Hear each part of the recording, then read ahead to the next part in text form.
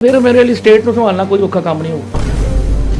Drugs ਦੇ ਲਈ ਹੈਗਾ ਮੇਰੇ ਦਿਮਾਗ ਦੇ ਵਿੱਚ ਕਿ ਜਿਹੜਾ ਡਰੱਗਸ ਕਿੱਦਾਂ ਖਤਮ ਹੋ ਸਕਦਾ। ਡਰੱਗਸ ਤਾਂ ਕਰਿਆਨੇ ਦੀ ਦੁਕਾਨਾਂ ਤੋਂ ਖਤਮ ਹੋਏਗਾ ਸਭ ਤੋਂ ਪਹਿਲਾਂ।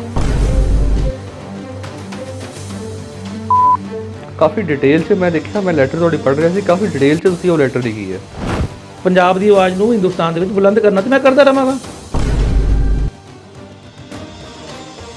ਦੇਸ਼ ਦੇ ਪ੍ਰਧਾਨ ਮੰਤਰੀ ਸ਼੍ਰੀ ਨਰਿੰਦਰ ਮੋਦੀ ਜੀ ਨੂੰ ਮੈਂ ਲੈਟਰ ਲਿਖਿਆ।